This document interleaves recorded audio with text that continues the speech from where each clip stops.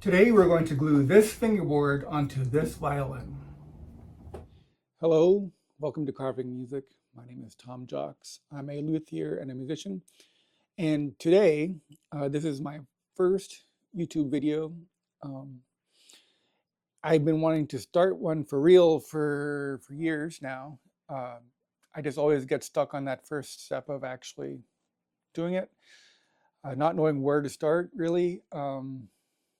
Do I start at the beginning of a project? Do I start with tutorials or settling on a format? And finally, I decided none of that actually matters, just to sit down and to start to do it. And so you see, today we're in the middle of a project. I have here an old violin from the mid 18th century. The owner wanted it converted from a modern setup into an 18th century setup. And I said I could do that for them. Um, at first, it seemed like a no-brainer, pretty simple, straightforward as it should have been. But as I was working on it, it kept wanting to kill itself. The edges were very delicate and kept breaking away from the actual body of the instrument after I took the top off. And so I kept gluing them back, and they kept coming off with the slightest bit of pressure, which you would need to apply at least a little bit of pressure to hold it on. And finally, I decided that I was tired of it coming apart in my hands with the slightest motion. And so I needed to double all the edges. As you can see there, it has like a little white stripe. And that also afforded me the opportunity to fill in the neck mortise slot where the neck had been set in its modern setup.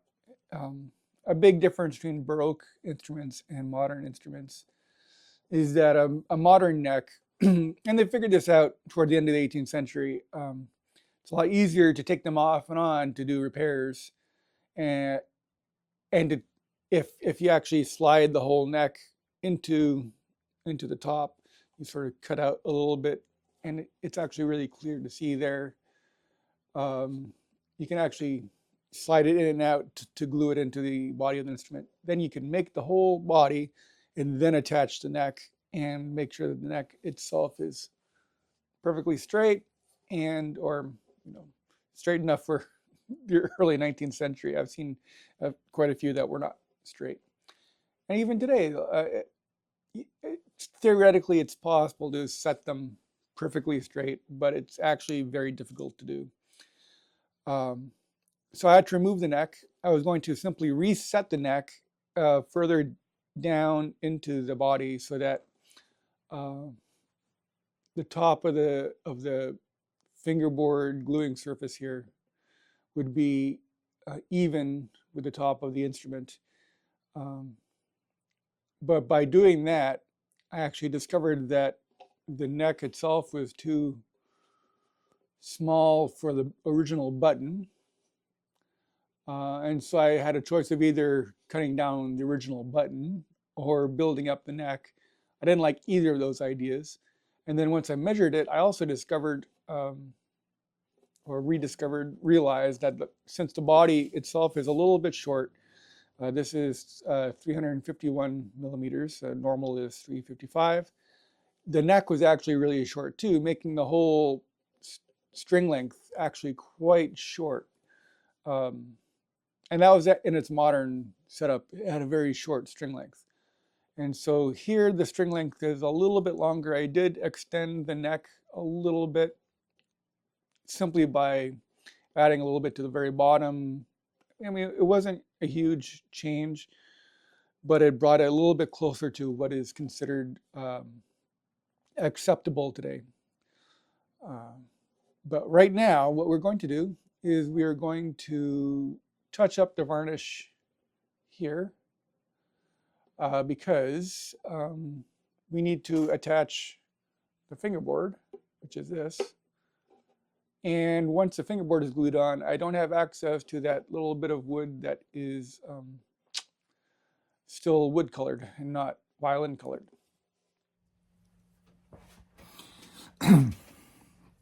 So The first step to retouching is to create a good base layer of varnish in which to start coloring. If you just simply put on colored varnish on bare wood, what's going to happen is that the color is going to seep into the wood and basically stain the wood, which is not what we want. We want the varnish and the wood, or the color and the wood, to be actually separate layers entirely. So to do that, we create a base layer. Now, I've already sealed this wood with a sealer that I use on the instruments that I make when I'm making instruments. I put on a sealer that is not varnish. It is actually a kind of a glue. And I've already done that here. So now what I'm going to do is I'm going to put some of this pretty standard retouching varnish. And the idea is to put on very many thin layers instead of a few thick layers, because the thin layers will dry more evenly and actually dry faster than if you were to put on a thick layer. Remember, I had more than one person's told me that when retouching, you want the varnish to go on like you're just like a breath over the existing varnish. You shouldn't even notice the difference between individual layers that you're putting down. Only in the aggregate, only after many layers will you start to notice the color start to appear. So here we have our first layer of just plain old varnish. I'll put on a few of these. Now you saw I've only just put it down. It's not quite dry yet, but I expect it to be dry in a little bit. It literally dries in maybe not seconds, but minutes. Because what it is, it's a resin that is secreted by beetles in India and China, and that is called lac. And then they take that lac and they can process it into sheets or into little pellets or whatnot, and then you dissolve that into alcohol. Now this varnish is stuff I bought. I bought it a while ago, and so I'm using it. I also make my own spirit varnish and alcohol varnish. But since I bought this already, figured I should use it until it's all gone. And since you can see how much you use at a time, it takes a little while. Even with the slight evaporation every time you open the little container here.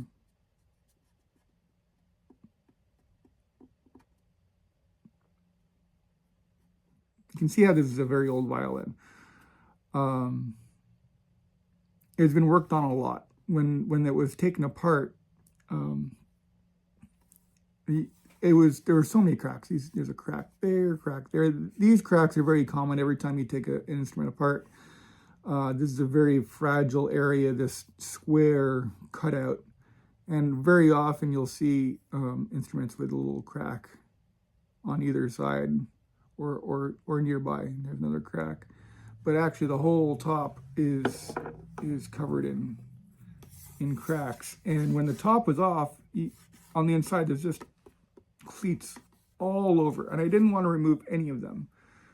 There was the option there was a tempting option to do a lot of patches to recover the fact that there's a lot of extra wood with the cleats, but in the end we decided not to do that. However, there is a lot of missing wood, and that's because the edges here are they were very, very fragile. You can see I lost an entire corner, and I recovered it. I had the pieces, but they were so fragile, they were turning into dust. and so since this violin is intended to be actually played on and used and not meant for a museum exhibit, this is actually going to be played by, I'm told it's going to be played mainly by students learning period performance. You don't want something that is so fragile that it can just come apart. So I replaced a few, these two edges here have been replaced. The entire, but they needed something to be glued to. So those edges have been replaced, but it's also doubled. I had to take away about half the thickness of the top and then glue solid wood all underneath, and then carve that away and shape it to the edge. And I needed to do that because you can see how here this bit was so fragile, it was just coming apart. And it still looks very fragile, but in fact it is very, very solid because it's connected to this under layer of good solid wood. And so it still has the appearance of being old and fragile, but I mean, that's as solid as it comes. It's bulletproof.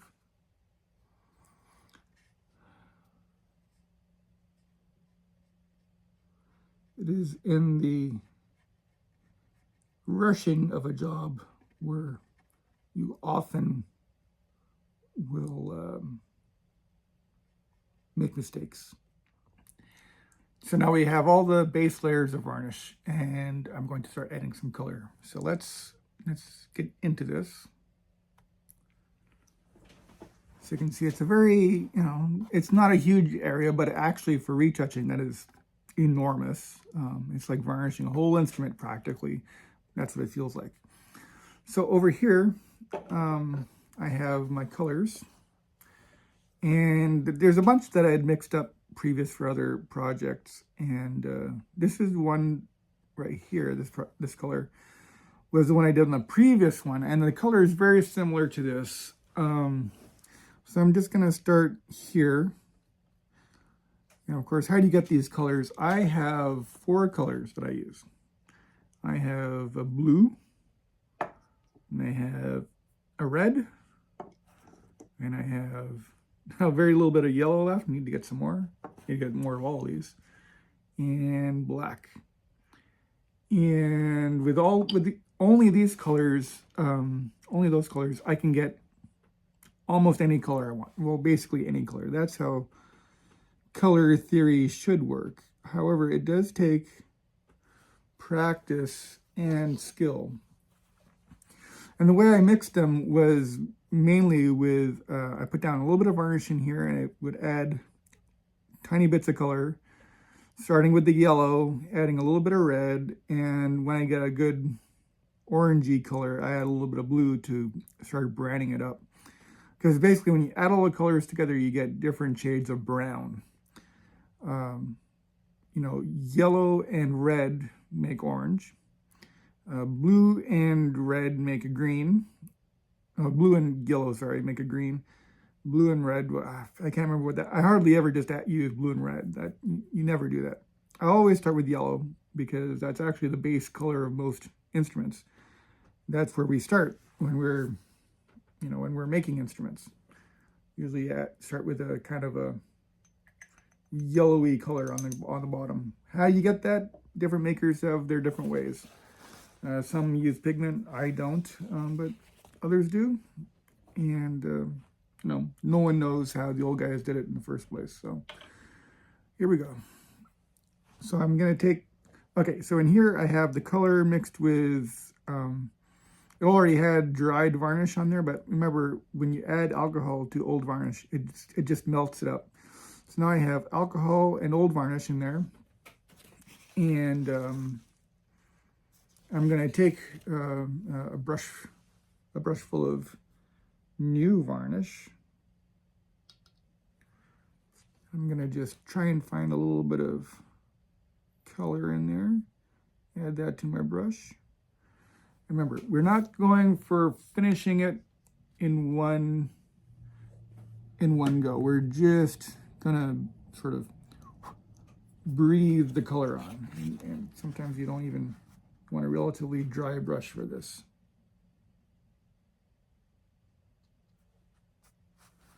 Okay, let's see what this looks like.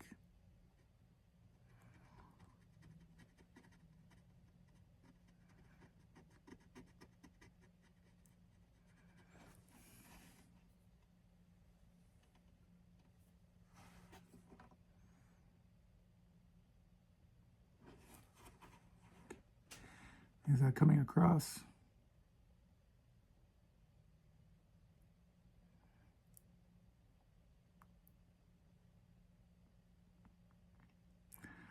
So I'm not really, the brush stroke is a very light one. I'm barely touching the wood. I'm basically just trying to nudge it in the direction I want it to go.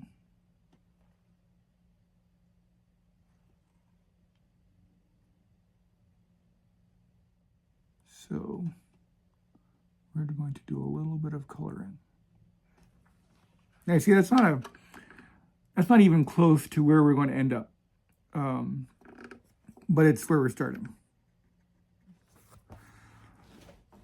So the color, you see down here, it's a very dark color, and then over here, it kind of, that darkness lightens up as it comes into the area of the violin that has been handled the most. You can see on either side, it's been handled quite a bit. So from that dark color, it lightens up. And we want to copy that here. It's going to be mostly dark.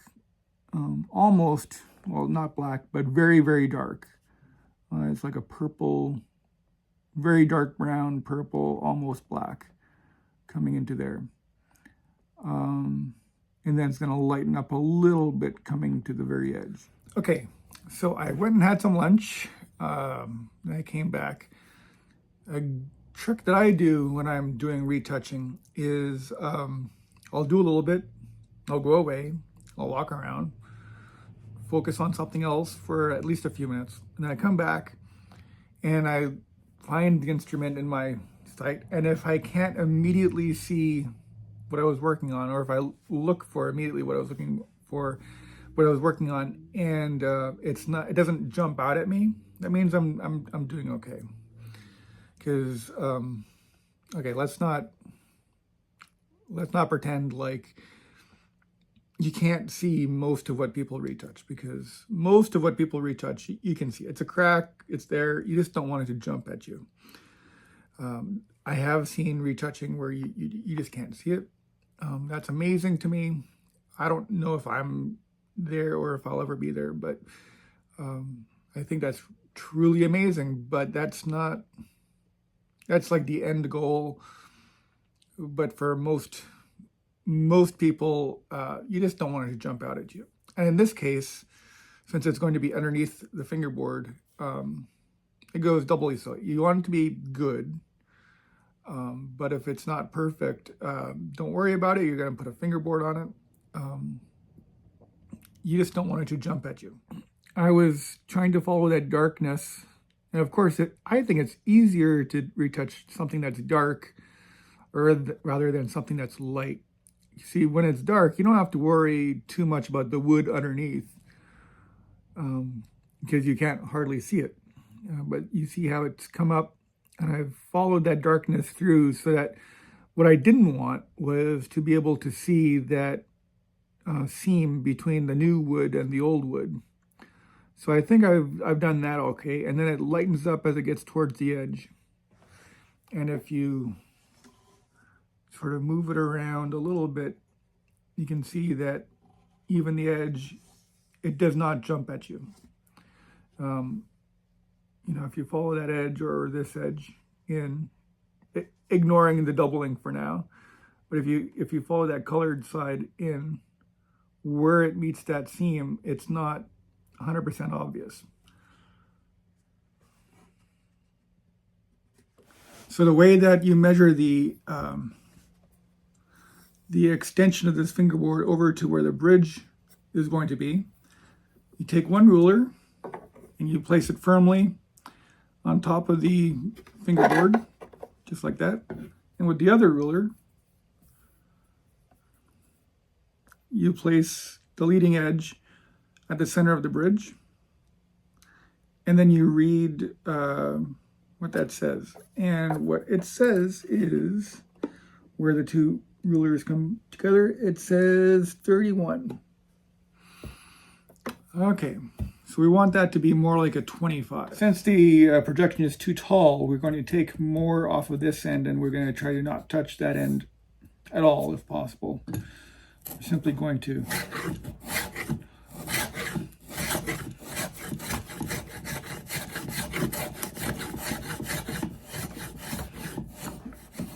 just like that.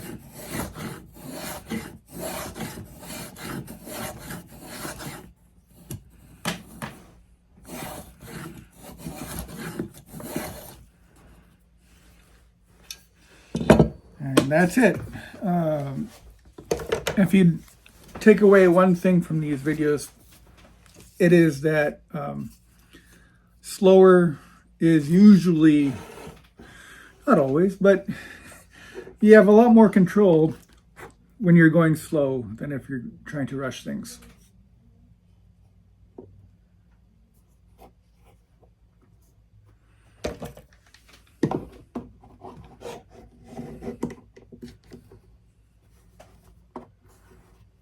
Okay, so we attach it once again.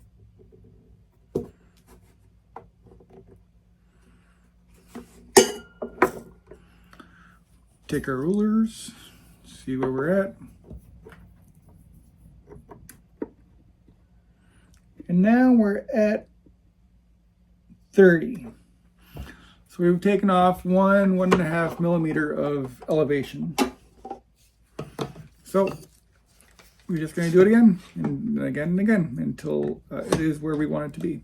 Okay, and now we're starting to run into the issue, which I foresaw, and so I was waiting to talk about it now, that where that fingerboard starts to come over the body of the violin, it's going to start touching that area that we were varnishing earlier. We don't want it to actually touch. And so as it lowers, we're going to have to remove more and more of this decorative lump here. This beautiful curve is going to become shallower and shallower. But not to worry, because eventually we're also going to thin this area out as well. So hopefully that decorative curve will remain as prominent, but it'll come up higher and higher.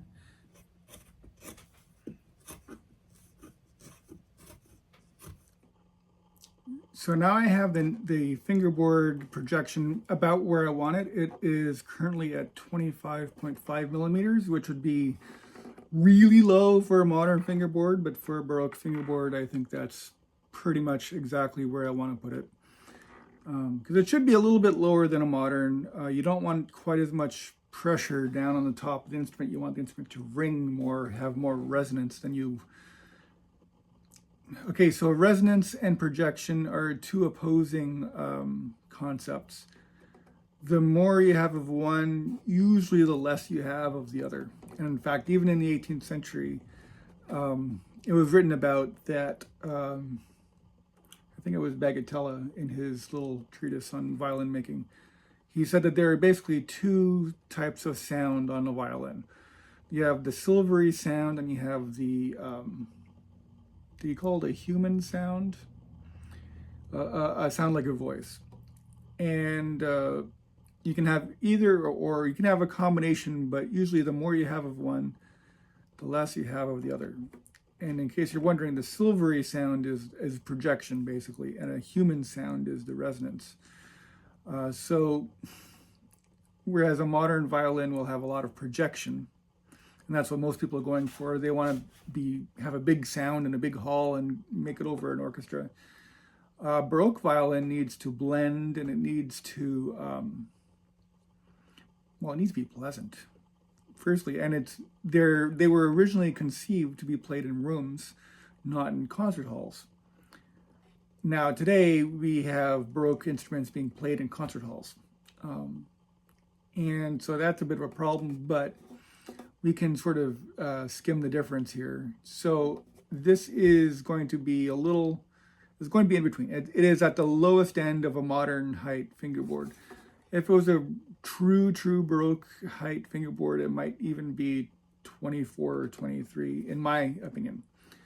I know that there are original necks and fingerboards with higher than modern elevation, but if you had to have a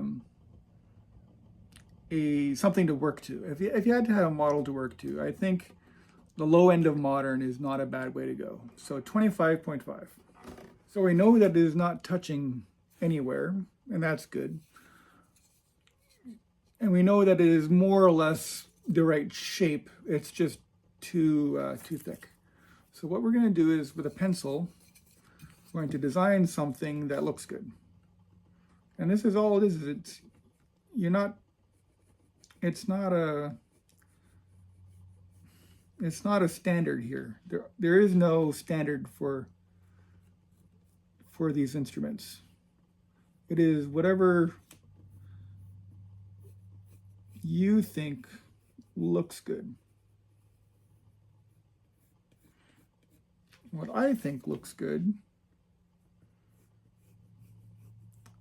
is very personal to me. And if you don't like it, well, I'm sorry.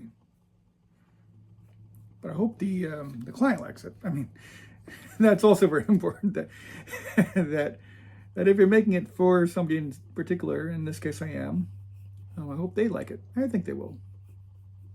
They put a lot of trust in me to work on their nice old instruments here. See, I have a violin and I have a cello, and so you'll see the cello as well.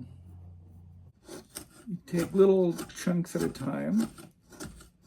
Suppose I could use one of those violin maker's planes, but and I might still use a violin maker's plane, but in this situation, it's much faster just to use my gouge.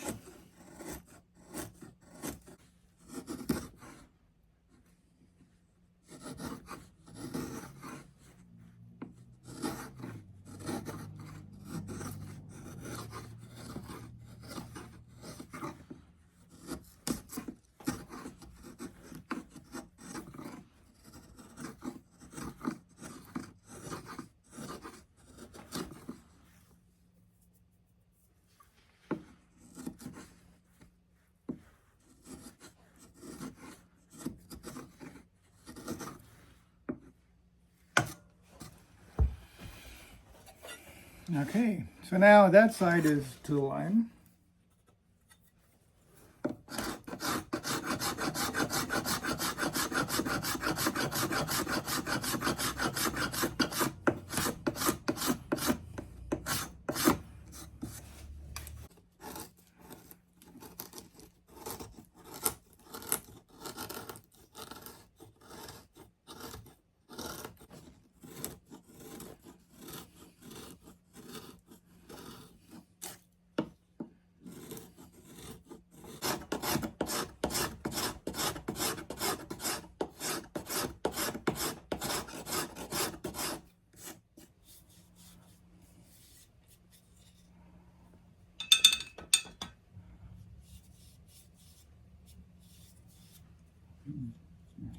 Just in case.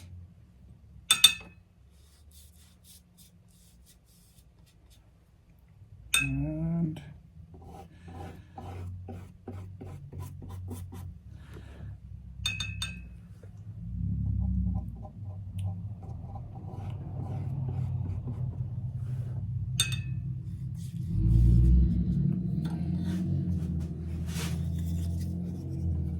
quick as you can.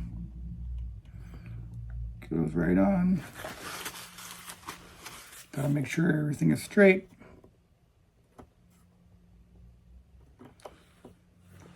Gotta follow that fingerboard. Just follow it all the way down the body of the violin. Making sure that everything lines up. It's in a straight line from top to bottom.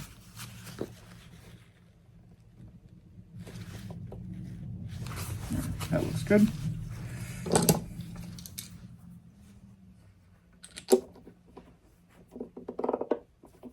So we're gonna do these guys first.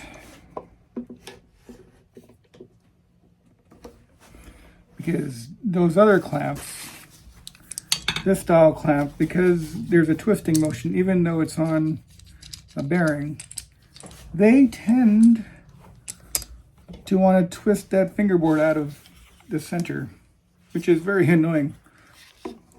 So next time you're looking at a violin, just look to see if that fingerboard's just a little bit crooked.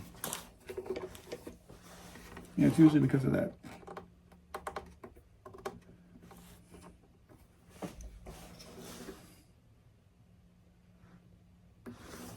Okay.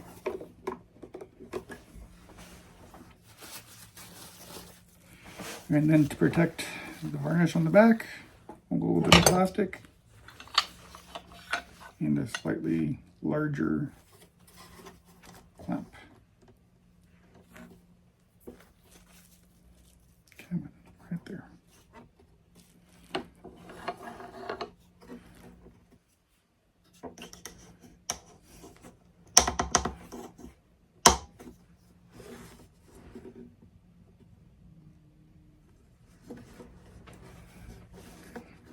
And then we rinse away the excess glue, the squeeze out.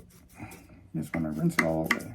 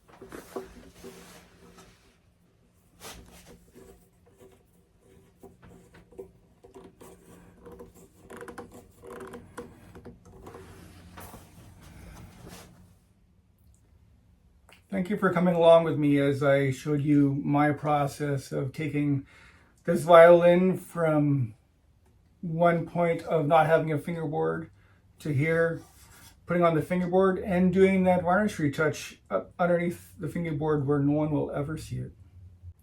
Thanks for watching Carving Music. My name is Tom Jocks. Like and subscribe and come back for more.